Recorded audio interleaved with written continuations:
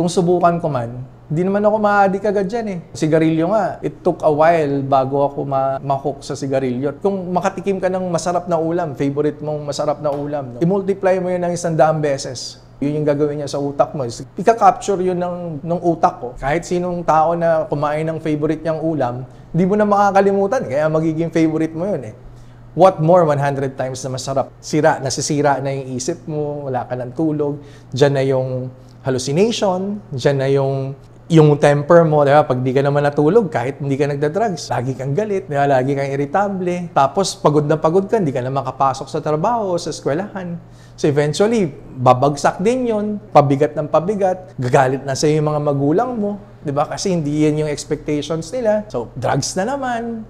Alam ko, it was the end. Parang eto na naman ako. So umiiyak ako. Hello, good afternoon. My name is Bernard Manuel. Ako po ay 45 years old. Married. Nakatira po ako sa Lipa, Batangas. Ako po ay isang recovering addict. Produkto po ako ng Bridges of Hope dito po sa BF. Nalulun po ako ng matagal sa methamphetamine. Long battle. 2 beses po akong na-rehab bago ko po na-figure out kung ano yung kailangan kong gawin, ano yung purpose ko sa buhay. At ngayon naman po, I'm almost 10 years na clean and sober, na tumutulong na rin po sa mga taong kagaya ko na nalululon sa masasamang bisyo at nagdi-deal doon sa mga hindi magandang ugali. Ang buhay ko dati, lumaki ako sa isang pamilya na disoriented, broken family. Ang tatay ko kasi nung nabubuhay siya, at least nung, as far as I remember, natatandaan ko, lagi siyang umuwing lasing, alcoholic yung daddy ko nung nabubuhay pa siya. Uuwi yun, mag-aaway lang sila ng nanay ko, manirinig namin na tapos lagi kami papagalitan. Yun yung naging parang naging foundation ng buhay namin magkakapatid na hindi nagdulot ng maganda. Although from time to time, okay naman. May mga magaganda din naman nangyayari. Pero yung nanay ko kasi was the breadwinner. Siya lang yung lagi sumasalo. Tapos gusto kami bigyan ng magandang buhay, magkakapatid. No? So kahit hirap, they try to send us to good schools. Pinapadala kami ini-enroll kami sa maayos na eskwelahan. Okay naman nung mga umpisa. However, nung medyo tumukod na si mama, nag-ibang bansa siya. So naiwan kami kay papa na yun nga, medyo na-lost siya. Hindi niya alam kung anong gagawin niya. Lumalaki kami, mag-teenager na kami noon. Okay naman yung school namin prior to my mom going abroad, bago siya mag-ibang bansa. Pero nung umalis na siya, lahat kami, we got lost doon sa mga kung paano kami mabubuhay nang walang guidance ng nanay, no?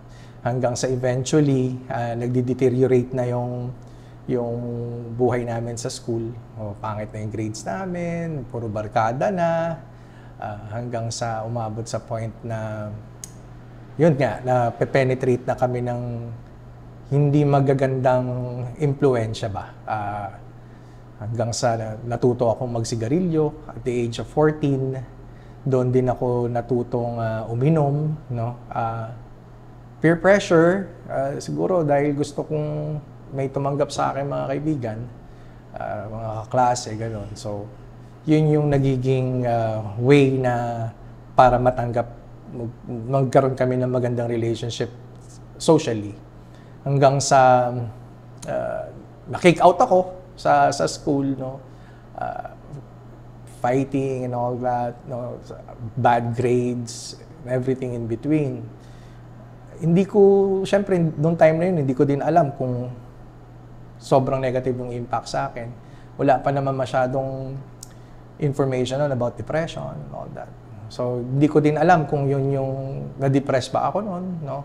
Hanggang sa sumubok sa iba-ibang school, hindi naman nagtatagal. So, niloloko ko lang yung mga magulang ko. Kunyari, mag-enroll ako. Pero hindi naman ako, mag-enroll man ako, hindi man ako pumapasok.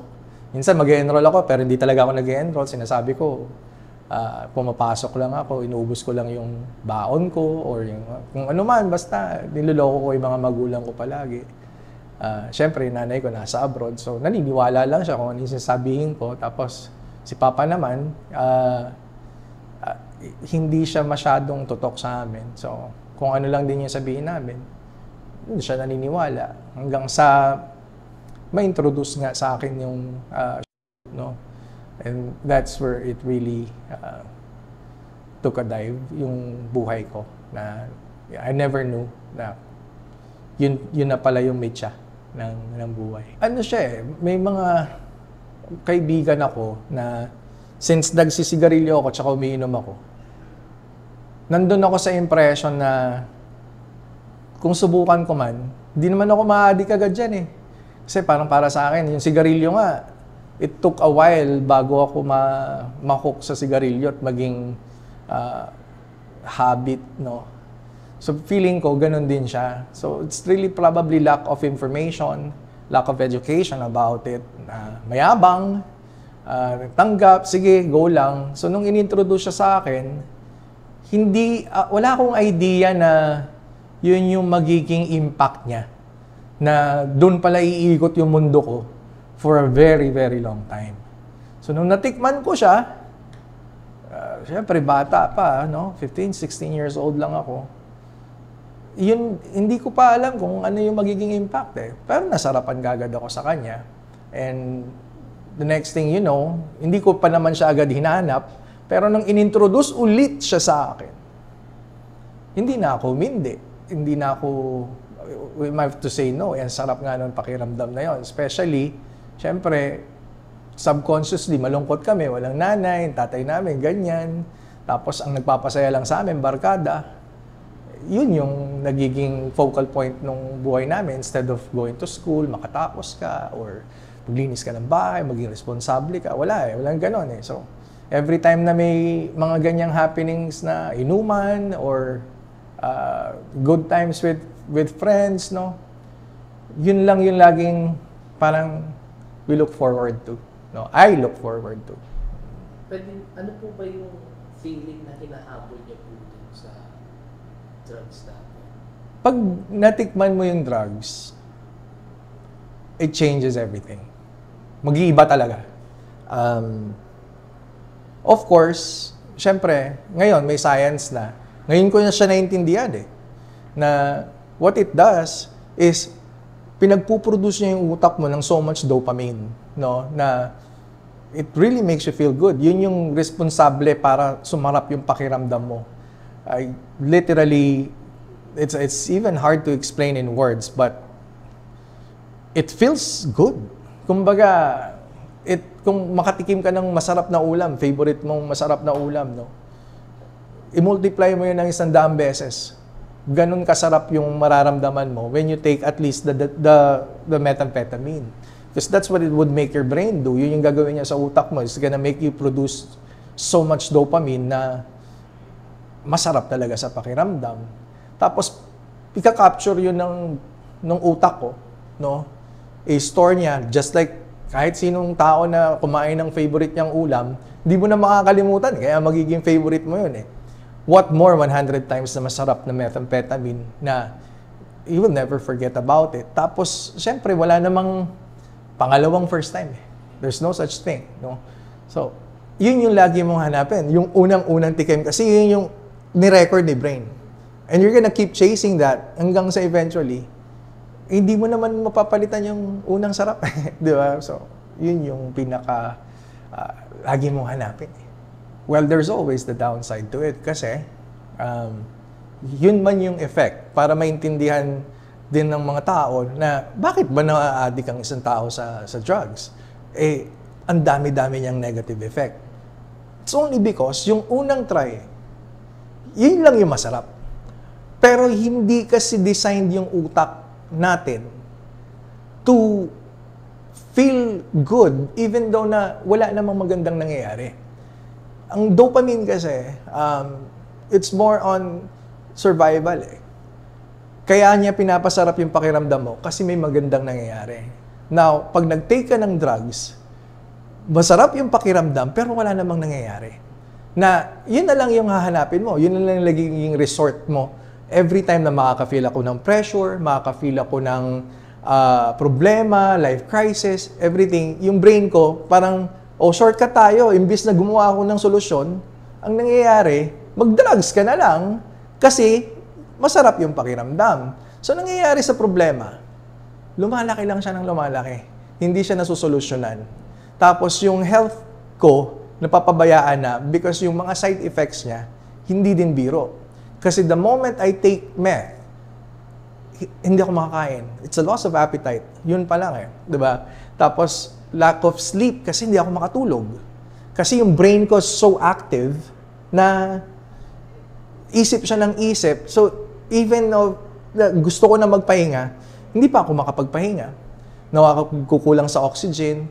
So, in time, hindi ko pa siya nararamdaman. Pero the moment that you keep doing it, chasing, sabi mo nga, no, yung tanong mo sa akin, ano ba yung hinahanap mo palagi? Ano ba yung lagi mong hinahabol na pakiramdam? Bakit lagi akong bumabalik dyan?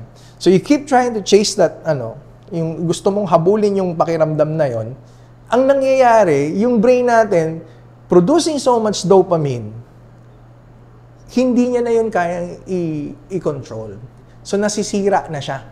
Na imbis na mag-function siya ng well, sumaya ka lang ng tama, dahil may mga nangyayari magaganda, eto, gusto mo lang sumaya just for the sake of it.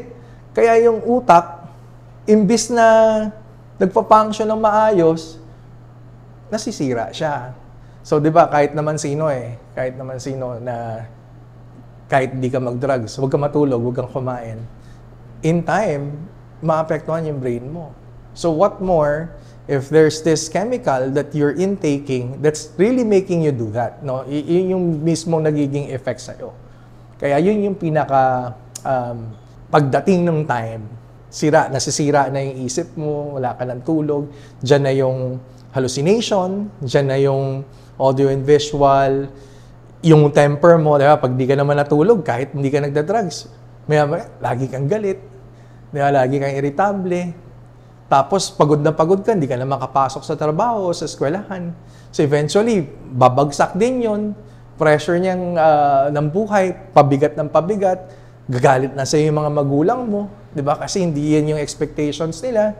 So, drugs na naman, imbis na you're focusing on pagpapaayos ng buhay mo, nakafocus ka na ngayon kung paano mo i-resolve yung nararamdaman mo. So, lalim ng palalim yung hinuhukay mong kumunoy or trap or kung ano man para sa sarili mo. Hanggang sa eventually, hindi na ako tolerable. Salot na ako sa lipunan. Yun na yung, di ba, paggrabe na yung paggrabe. Very destructive. Pag humaba, ang hirap niyang alisin. It really takes your life, your full effort, your full focus, na kailangan doon ka talaga naka-focus bago lahat. Okay. I had two separate experiences when it comes to the using. Nung nag-start ako ng 16 years old, syempre, wala naman akong trabaho, nagbe-base lang ako sa allowance, no? Eventually, yung allowance never enough.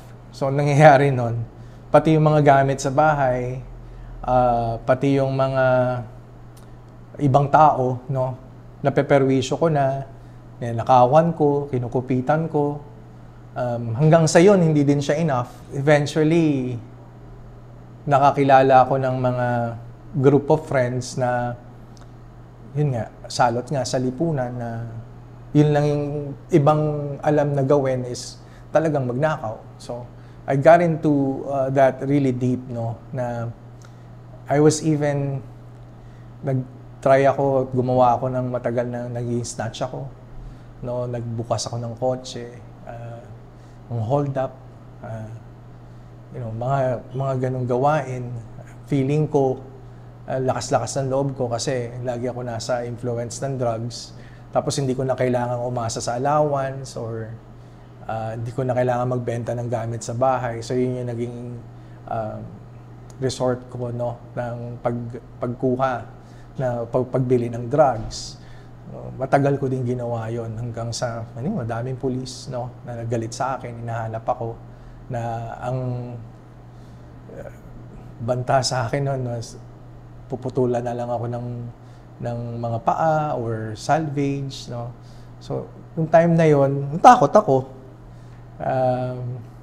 Nagtago ako, pumasok ako sa rehab.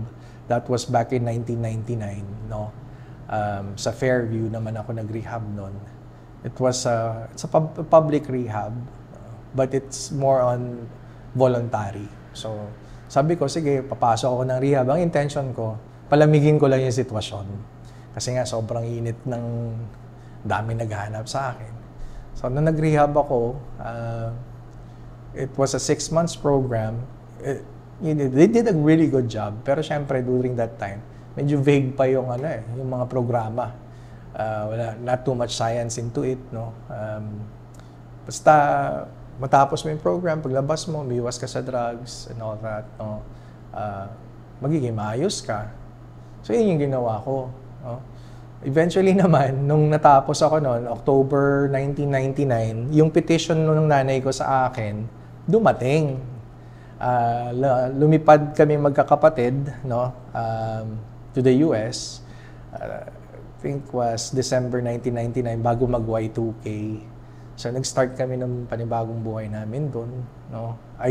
Hindi ako humanap ng support group, ng aftercare or anything. Tinago ko sa anonymous yung pagiging recovering addict ko. So I started working, I started living a normal life, no. Nagtrabaho ako hanggang sa makamit ako ng ka-relationship ko nung time na yon. I tried starting a family. Tapos, pero mabigat siya kasi hindi ko alam yung gagawin ko. Kasi yung first 20 years ng buhay ko, irresponsible ako eh. Hindi ako naka-experience magtrabaho. So pagdating ko ng Amerika, no, kailangan ko nang buhayin talaga yung sarili ko. Hindi ko alam kung saan, no. So lahat bahala na. Go, parang ganoon pa rin yung buhay. Parang hindi naman siya siguro hindi naman siya iba. Sabi ko, dito naman ako galing. Kung dito ako galing, kahit saan mo ako daling, kaya ko nang mabuhay. So may mga ganoon akong attitude, behavior. Kung pumasok ako ng relationship, baliwala. Ito yun eh. Parang para sa akin, ito yung buhay. Hindi ako nag-iisip. No? Parang, di ko din mahal yung sarili ko. No? I think highly of myself. Mayabang ako, sobrang yabang ko. Kasi dami ko insecurities eh. So, feeling ko, yabang lang yung makakapagpa-survive sa akin. Na pagka nakikita at lumalabas yung mga insecurities ko, kailangan ko magyabang para may tago ko yon. Wala akong pinapakinggan. Wala akong, kumbaga lahat ng mga payo sa akin, hindi ko yung susundin. Kaya matututunan ko na lang yon pag nakita ko na yun na yung impact sa akin. So, my life was a roller coaster. Ito walang drugs to. This was no drugs. This was just me. No, ako to. I could not keep a relationship. I could not keep hindi ako makapag-stay with friendship, no, for a very long time. Wala akong makip na ganon. Yung relationship ko sa nanay ko, parang more on vested interest. Pagka may problema, doon ako mabait. Hingi akong tulong, no. Pagka wala naman, maayos lahat. Pagpapayuhan ako pa yung galit, parang huwag mo pakialaman. Ganon yung naging buhay ko, na lahat natutunan ko the hard way. Kasi nga, sobrang tigas ng ulo ko, sobrang stubborn ko. And this is no drugs. walang drugs sa sistema ko noon. So, hindi ko din ma-blame yung drugs kung bakit din ako ganon. So, yun yung umabot ako sa ganon na eventually na bumalik ako sa Pilipinas after 13 years. Pero na-divorce na ako noon, no? Na wala na yung custody ng bata sa akin. Nag-start na uli ako ng panibagong pamilya, no? Tapos even that, ganun pa din yung buhay ko. Hindi ko ma-explain sa'yo kung bakit paulit-ulit yung cycle. Kasi sabi sa akin, huwag lang ako mag-drugs, so okay ako eh. And I stayed away from drugs 16 years and 7 months. Imagine, 16 years and 7 months, drug-free, no? Pero hindi ko matawag yung sarili ko sober. During that time, tinatawag ko yung sarili ko sober. Kasi hindi ako nagda-drugs eh. Yun lang yung pagkakaintindi ko sa kanya. Pero umiinom kasi ako noon. I was into band, no? Meron kaming banda. Yun yung pinaka-hobby ko. Yun yung yung ginagawa kong way para maging masaya, no? Pero I did not touch drugs. So feeling ko, okay lang. Since hindi ko din naman na-experience yung responsable at maayos na buhay, wala ngayon akong comparison. So ang mindset ko during that time, eto buhay eh. Talagang mahirap siya, ganito, kailangan mong gawin, ganyan. Pagka namroblema ka, nandiyan yung nanay mo, nandiyan yung mga kapatid mo, mga kamag-anak mo, tutulungan ka. No, very entitled, yet, parang para sa akin, yun yung buhay. No? Hanggang sa eventually, bumalik kami dito sa Pilipinas. No? Dinala ko yung my partner during that time, kasama yung mga anak namin. Sabi ko, dito kami mag-start ulit. Magtatayo na lang ng mga negosyo since lahat naman ang mindset ko noon. Madami naman akong napagtrabahuhan na tinulungan ko maging maayos yung mga business. Might as well, sabi ko, this time around, baka pwede na negosyo ko naman ang itayo natin, tapos mapapa-blossom ko yun, mapapalago ko. Sumubok ako ng maraming businesses, no? Pagdating dito. Pero walang nangyari, no? Hindi ko rin maintindihan. Bakit? Kasi sabi nila, magsipag ka lang eh. Sipag. Halos di ako matulog. Ninegosyo ako. Pero kahit ano yung ganda ng income, wala pa din. Lagi pa rin kulang ang pera. Hindi ka makabayad ng mga rent. Kung ano may naipon mo, ubos yan, gastos, no? Lahat. Hanggang sa, hindi ko maintindihan. No? Hanggang one day, yun, nag-relapse ako. Hindi na din matiis ng nanay ko, ng kapatid ko, na yung ganun yung ugali ko. Kasi tuwing maayos, wala akong pakialam sa kanila. Pag may problema ako, gusto ko padala nila akong pera. Bigyan niyo ako ng ganun. Ako yung kawawa, no? So, nung nahinto yun, hindi ko na alam saan ako kukuha ng panggastos, no? Hanggang sa, yun nga, ang nangyari is, nag-relapse ako. Nung nag-relapse ako, 3 months lang akong gumamit nung relapse na yun. Meron din kasi akong reservation sa isip since yun yung naging problema ko from the last time na nag-drugs ako. Ang dami kong inargabyadong tao eh. Ang dami kong ninakawan, lahat. Wala akong pera, no? Sabi ko, baka naman pagka may trabaho na ako, may negosyo ako, may stable akong income na pumapasok sa akin, baka pwedeng mag-drugs. Kasi wala naman na akong istorbohin. So, yun din yung isang reservations ko na matagal kong kinimkim, no? For 16 years and 7 months. Eventually, that day came. One morning, no, 6 o'clock ng umaga, I found myself na nasa banyo, no, holding a foil, holding a lighter, na toother in my mouth. And I was crying. Umiyak ako. Kasi alam ko na eh. Pero deep in my mind, alam ko, it was the end. Parang, eto na naman ako. So, umiyak ako, nag-relapse ako. Yun na yun, tuloy-tuloy na every day. Wala na akong humpay. Takot na takot ako maubusan. So, ang ginagawa ko, pinapa-deliver ko. Para hindi na ako lumalabas. No exposure, nothing at all. Walang binibenta, walang ninanakawan, wala. So, dinideliver sa bahay. Akala ko, okay yun. Akala ko, yun yung solusyon. Yun pala, hindi nga ako nagbenta. Wala akong ninakawan. Ang bumigay naman yung utak ko. Sa sobrang, kung matulog ako noon, every 4 days na lang. 4 days, third day to fourth day, matutulog ako baka siguro top 6 hours. Sa 3 araw, sa 6 na oras ang tulog ko. Nagkaroon ako ng mga audio and visual hallucinations like nakakita na ako ng kanto, nakakita na ako ng mga maligno, nakakarinig ako ng mga pito. Tapos, in my mind, totoo siya. Convinced ako na totoo siya. Kasi wala na eh. Hindi ako, yung business hindi na nagbubukas. Napapabayaan na yung mga bata, lahat, no? It was some really, really dark times na as much as possible, ayoko na ng makasalamuha sa tao. Gusto ko talaga, nakafocus na lang yung utak ko sa paggamit ulit. Almost every 10-15 minutes, I was using. Gumagamit talaga, umabot ako sa point na yun, na kahit pagod na ako, ang gagawin ko, inom na lang ako eh.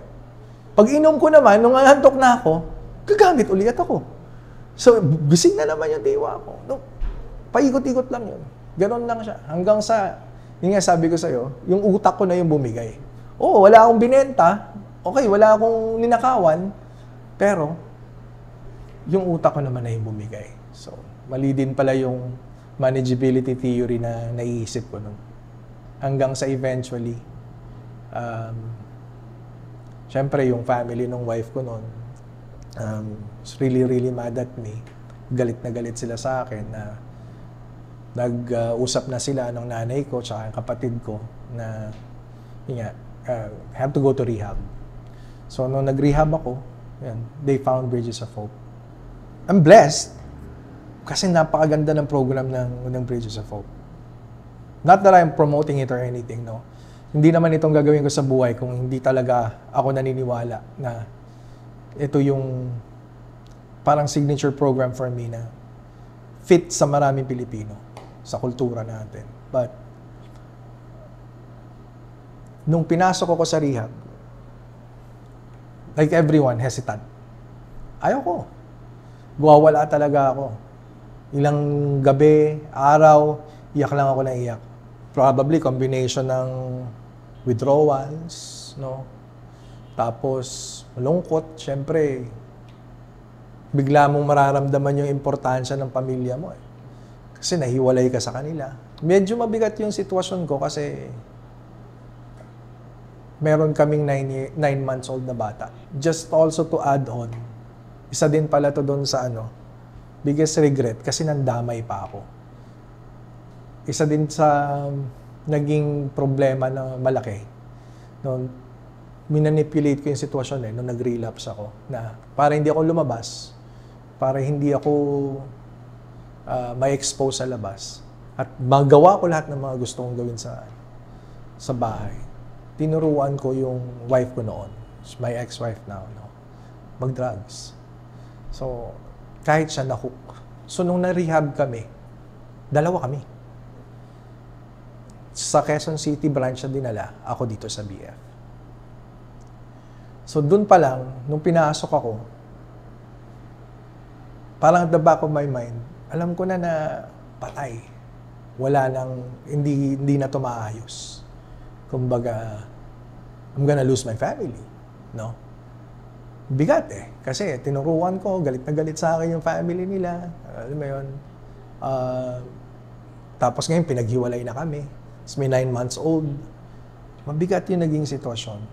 So, nung pinasok ako, gusto ko kagad makalabas. Para kahit papano at least, baka masagip ko pa. Yun yung nasa isip ko. Hindi ako nakafocus nun dun sa sakit ko na addiction. Yun na kagad, regrets, pagsisisi, no? Hanggang sa Gusto ko, pagka nakakarinig ako ng sasakyan, naisip ko na, hindi, susunduin na ako, ilalabas na ako. Yung narinig ko yung doorbell, lalabas na ako. Yun lang yung nasa isip ko, ng mga unang 2-3 buwan na lalabas ako dito. Hindi ako pwedeng nandito, walang mag-aalaga ng mga bata, ganyan.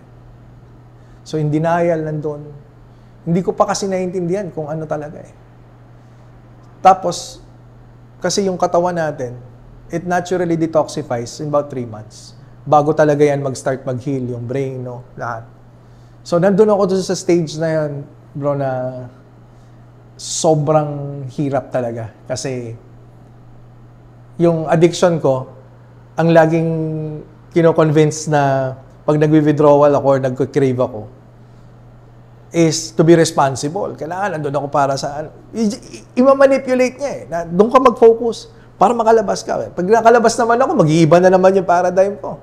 Magpo-focus na naman, gumamit ka na lang. Kasi nasa labas na ako, may access na ako. So, hindi ko yun naiisip noon, pero yun yung mga pinagdadaanan ko. Na ngayon, naiintindihan ko na siya. Yung acceptance, it took quite a while.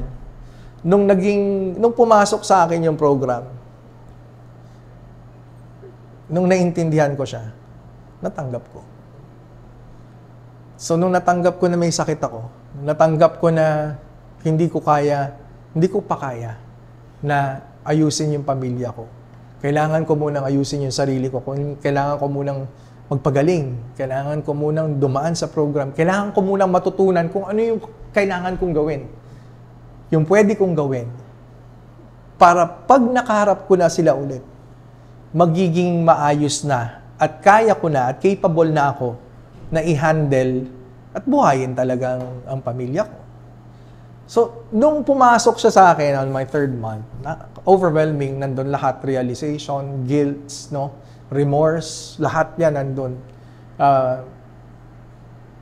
Mas naging open ako dun sa program. Dun ko masasabi na natanggap ko na siya. Nung natanggap ko na siya, nung acceptance was really strong, gusto ko nang tapusin yung program. Ayoko naman na i-pull out naman ako. So, gano'n naman yung naging proseso. With Bridges of Hope, it's very different.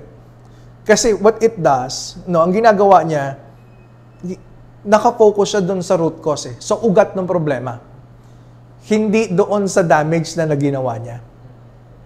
Magfo-focus siya mismo doon sa, bakit nangyari yan? Bakit ka umabot sa pagdadrugs? Bakit ka umabot sa mga ginawa mong yan? So, pag na-identify ng Bridges of Hope yun, it all jots down, bababa yan doon sa behavior na nagmamanifest and attitudes. Kasi, when you are a recovering addict like me, lahat ng desisyon namin sa buhay, emotion-based. Hindi kami nag-iisip eh. At least, hindi ako nag-iisip. Kung ito maramdaman ko, pag nagalit ako, galit na yan. Nandun na lahat ng desisyon ko, magbabase yun doon sa emosyon ko. There's no filter. Walang, teka muna. Di ba? I'm very impulsive. I'm very impatient. Ang dami yan. Arrogance ko, combination na yun, i-identify ni Bridges of Hope yun. Gave me so much therapy na hindi ko alam na ganun ko pala pangharapan yung araw-araw na buhay sa labas. Like for example, sa trabaho or responsibility, doon ko nalaman na tamad pala ako. Na pag tamad pala ako, as simple as tamad, eventually, ililid ako sa addiction. So, pagka-impulsive ako, maling desisyon, ang bilis, hindi ako nag-isip, pangit yung naging resulta, I feel the pressure. Next thing you know, it leads me to what? My addiction. Impatient. Gusto ko lahat shortcut. Dadayain ko lahat ng proseso para hindi na ako mahirapan, makuha ko kaagad yung resulta, pero hindi naman mangyayari yon. Kasi kahit lahat na nakukuha na mabilisan, mabilis din nawawala. Hindi ko din na-appreciate. So, kadugtong nun yung entitled. So, na-address yun. Then the arrogance. Hirap ako nun. Hindi ko matanggap, mayabang ako eh. Lahat ng tao sa paligid ko sinasabi mayabang ako. Pero para sa akin, akong pinakamabait na tao. I never knew. No? So doon ako talagang medyo mayabang, ba't ako mayabang, ganito. Hanggang sa hinimay ko siya na going all the way from childhood, no, upbringing, lahat kung paano kami tinato ng tatay ko, like my mom, how she was with us, no. Doon ko nalaman, like, okay, mayabang ako. So, nung namumrograma ako, lahat yung Road to Recovery, yun lahat yung mga ina-address ko. Doon ako nag-focus. Inayos ko muna yung sarili ko. Tapos yung relationship ko with higher power. Sobrang ganda ng relationship ko with Him. Hanggang ngayon, no, sa Bridges of Hope ko natutunan. And that's almost 10 years. Lahat ng dasal ko, simula na nandito ako sa Bridges, hanggang ngayon, not asking for anything. It's always about thanking. Thank you, thank you, thank you, thank you. This is more than enough. Hanggang ngayon, that's all it is. Iba, nawala yung takot ko mamatay, na-enjoy ko yung buhay. Ganun yung relation. Kung anong mangyari sa akin, saan mo ko dalhin? Kung nandito ako ngayon, kausap kita, this is where He wants me. Kung bukas gusto niya nasa Cebu ako bukas. Bukas gusto mo nasa Quezon ako kinabukasan. Kung may kailangan akong kausap na tao, bigla ako may nakausap, I know this is His will. Like everything that I do now, lahat nasa Kanya. So, yun yung isa din sa mga na I worked on, no? Kasi it was not easy. Habang namumrograma ako, dinidivorce ako. Tapos tuwing nakikita ko yung mga anak ko, sobrang depressed nila.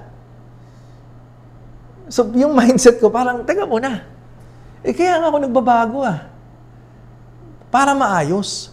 Ba't ngayon nagbabago ako? Ba't parang pasira?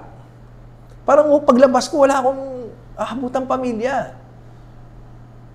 Isipin mo, nasa loob pa lang ako. I'm getting divorced. Yung mga bata, depressed, lahat, no? Doon ko nararamdaman. So, imbis na mag-deteriorate ako, mas lalo akong kumapit sa programa. Mas lalo akong kumapit sa Bridges. Mas lalo kong inintindi.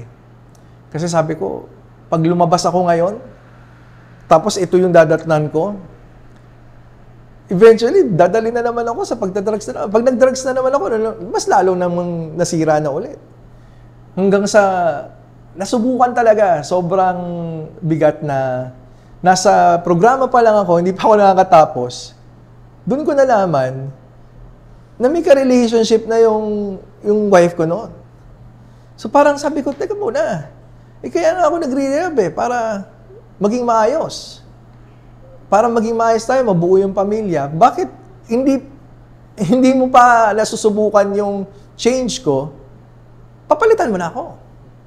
So hindi ko siya maintindihan. Gusto kong magalit sa lahat. Nasa rehab ako Tapos ito lahat yung mga programs ko. Doon lang ako kumapit. Kung ano yung tinuturo sa akin ni Bridges. Stick to it. Trust the process. Everything happens for a reason. Just keep doing things right. Kahit di ko naiintindihan, yun lang. Nandun lang ako. Makikinig lang ako ng mga lectures ng Kuya John, mga talks niya, mga processes, sineryoso ko. Hanggang sa palabas na ako. Siyempre, yung palabas ko, tapos lahat ng mga kasabay ko, nakikita ko, ayos yung pamilya, masaya sila, naghahanap ng trabaho. Ako, paglabas ko, ayaw na ako pauwiin, wala akong mapuntahan, nanay ko nasa Amerika, nasa Australia yung kapatid ko, ako, mag-isa lang ako dito. Merong mga bahay na gustong papuntahan sa akin, bahay ng uncle ko, bahay ng tita ko, 5 bedrooms, 5 bathrooms, pero ako mag-isa. Ang bigat, sobrang bigat na, ba't ganito? Di ba? Parang, andun lahat yung chance na pwede kong questionin kung ano ano yung, parang, ano ba yung hulma mo, Lord, na bakit ganito yung pagbabago ko? Bakit ganito yung impact? Hindi ko maintindihan. So I just kept going. Alam mo, sa totoo, meron kaming phase na tinatawag na re-entry. Nagtrabaho ako ng call center, tapos dito ako umuwi. No? Every day, lagi akong lumalakad dito. Pupunta ako sa simbahan, dadaan ako dyan sa simbahan sa may Starbucks dyan. Every day at 12 noon, ang dasal ko, kuhanin mo na lang ako. Quits na. Every day yun. Every day. Parang sobrang sakit naman na nito. Nagbago naman ako. I'm clean. Alam ko naman na yung nagawa ko. No? Pero parang hindi ko yata kaya na hindi ko uli makuha yung mga anak ko. Hindi ko mabuo yung pamilya ko. Hindi ako mabigyan ng chance na magpakita sa kanila na nagbago na ako. Kahit anong subo ko. Ginalingan ko talaga. Nagtrabaho ko maayos, titipid ako, binudget ko yung sarili ko para nalalabas ko yung mga bata. Nag-Grab driver ako. I started driving for Grab. No? But then again, very active pa rin ako dito sa facility. Hindi ako lumayo. Sobrang takot ko kasi na ang bigat-bigat na nangyayari sa akin kahit na binabago ko yung sarili ko, hindi ko pa rin maintindihan bakit ang resulta pawasak. I could never understand. But I just kept going. Lakad ako dyan, biyak ako. Araw-araw yun. Araw-araw. Parang kung may 6 na buwan, meron eh. Hindi ko lang talaga siya maintindihan. Hindi ko maintindihan na daming naging struggles. I could go for days, no? Just telling you kung paano talaga ako sinubukan while in recovery. Hanggang sa pumasok one morning, 6 o'clock in the morning, I was having my coffee. Yung nanay ko, tumawag siya sa akin from the States. Sabi niya, Bernard, gusto ko na mag-retire kasi my mom is a cancer survivor. No? Thyroid. So, tinanggal yung thyroid niya. So, she doesn't really have too much energy. Maintenance lang para magkaroon siya ng energy every day. So, one day came na humingi naman siya ng tulong sa akin. Sabi niya, gusto ko na mag-retire kaso pag nag-retire ako, masyado pang maaga, wala akong makukuhang mga benefits or pensions and that. So, humingi siya ng tulong. Sabi niya, pwede bang magtayo ka na lang ng business? Eh, nandun ako sa point na ayoko na mag-business. Gusto ko lang yung steady lang ako na nandito, nagtatrabaho, nagsiserve sa facility, no? For some reason, my mom got into me, and changed my mind. Sabi ko, sige, tulungan kita para ako naman ang tutulong na sa'yo. At least, pwede ka na mag-retire. And business ko noon was meat shop eh. So sabi ko, ang isa lang naman ang business na alam ko is meat shop. Sabi ko, gusto mo, okay lang ba sa'yo yun? So pumayag siya para magtayo kami ng meat shop dito, makapag-retire na siya, umuwi na siya. Hanggang sa naghahanap ako ng location, nakakita ako sa Pasig, isasara ko na sana. I was praying. Sabi ko, nagdasal lang talaga ako. Sabi ko, if this is your will, let it happen. If not, just let it be. Sabi ko gano'n. Hanggang sa, yun nga, one morning, 6 o'clock, nagkakape ako, isasara ko na yung location para mag-start na kami. Biglang may pumasok sa akin na, what if magtayo ka na lang ng Bridges of Hope? Kasi noon, wala pa kasing produkto na merong may-ari ng Bridges of Hope na franchise. 3 lang yung franchise noon. Ay, 3 lang yung facility noon, or 4 yata. It was this BF, Quezon City, Cebu, different owner yun noon, tapos Pampanga. No? So, 4 yung facility niya noon. Tapos lahat, no, wala pang produkto ni Bridges na nagtayo talaga ng franchise. So medyo, hindi ko alam kung papatulan ko yung thought na yon, pero nandun na dinala yung puso ko. So humingi na ako ng, instead of going to the location to close the deal, ang ginawa ko, kinausap ko si Kuya John, the CEO of Bridges of Hope.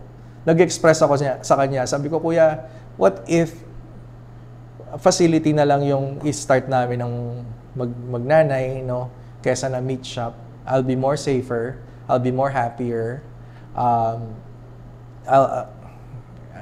It's gonna be mas maganda yung purpose, intentions, makakatulong pa ako sa iba. Sabi niya, sige, ikaw bahala, kausapin mo si mami mo, ganyan. Hanggang sa, 3-4 months after that conversation, nanganak na yun si Bridges of Hope. Nabuo na siya, no? Doon, hindi ko alam gagawin ko, no? Inanuhan ko na lang, nilakasan ko na lang yung loob ko. Hanggang sa it became really successful na after a couple of years, si Bridges of Hope Cebu naman, I was given the opportunity to also open up in Cebu. Sabi ko nga sa'yo, ako naman, nakasubmit lang. Sabi ko, kung sa Cebu mo ko dadalhin, okay. So I started it up. In 1 month, bukas siya. In the middle of pandemic, lockdown lahat, nabukas yung Bridges of Hope Cebu. So it's really God's will, no? Nagtuloy-tuloy na siya. Hanggang sa nung binuksan ko yung Batangas kasi, wala na, sarado na ako sa lahat. Ayoko ng bagong relationship. Gusto ko mag-focus na lang sa pag-ayos ng buhay ng mga kagaya ko. And I kept doing that for almost a couple of years. Bigla nang magaling ang Diyos, no? Nung hindi ka na naghahanap, binigyan niya ako ng perfect partner for me. Who understands me, who knows who I am, who knows everything about me, shares the same passion as me. Sobrang takot ko, no? Pero pagka ang Diyos talaga nagbigay, kahit anong hindi mo, kahit anong gusto mo, kahit anong magpupumiglas ka man dyan, it will happen. So, yun, yung nangyari sa some biggest blessings after Bridges of Hope Batangas. Discipline pa rin. Doon ko natutunan kung paano talaga mahalin ang partner. So, God gave me Hazel, no, my wife. Doon ko natutunan kung paano makipag-relationship. Na ito na, yung bagong ako, ano yung bagong Bernard na ginawa ni Bridges of Hope, no? Dito ko na-apply sa kanya. Hanggang sa lahat planado. Wala nang impulse. Dati, pasok ka relationship, papakasal ka kasi buntis. O kung ano man, no? Ito, everything was done right. Seek the approval of my parents muna. Seek the approval of my kuyas. Nagpaalam muna ako. Paalam ako sa mga kapatid ko. I did things right. Tapos, instead of getting married right away, nag-ipon muna kami. For the very first time in my life, nakapagpatayo ako ng sarili namin bahay. Na hindi ako nangutang, hindi ako nanghingi ng pera. Naghintay, nagtipid, no? Hanggang sa, nung may bahay na kami, plano namin, magkaroon ng maayos na kasal. No? So nakapagpakasal kami na naibigay ni God yung dream wedding naming dalawa. Although I'm divorced twice, this was my first time getting married na ang witness si God sa church siya. Tapos we did everything right. Sarap ng pakiramdam. Everything was a first time for me. Yung lahat ng ginagawa namin ngayon, lahat na naging effect.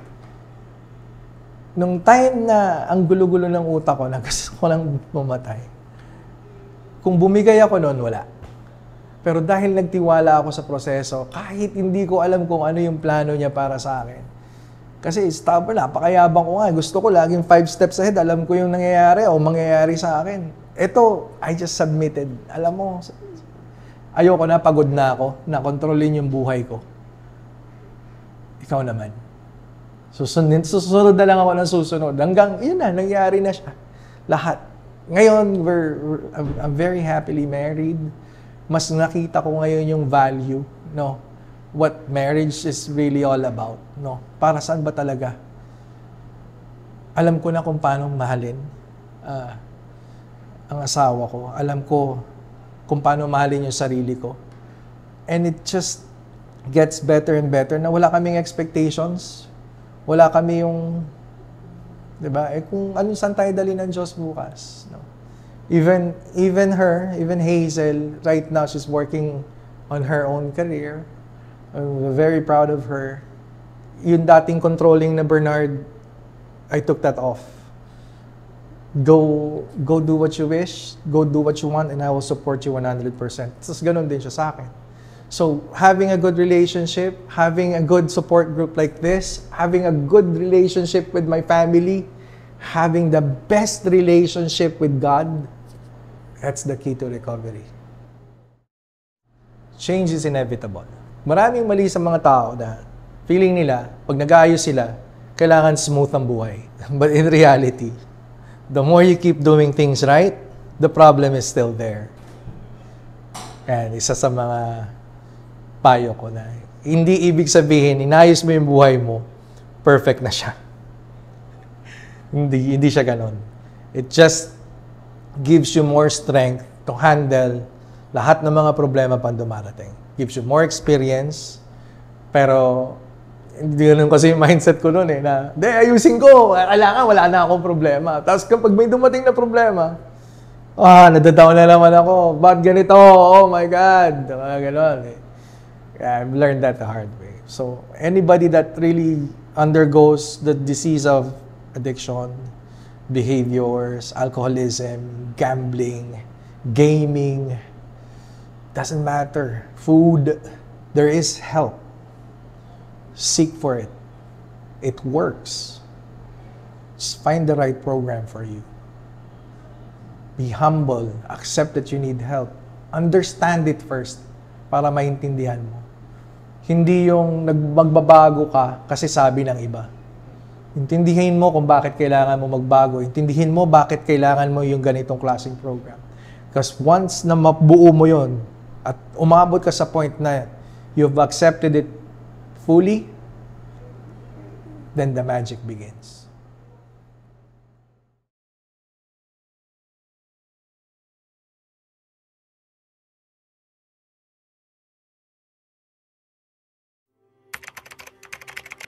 Huwag na huwag niyong kakalimutan mag-comment, like, share at subscribe at panoorin ang iba pa naming mga videos dito lang sa Off the Record.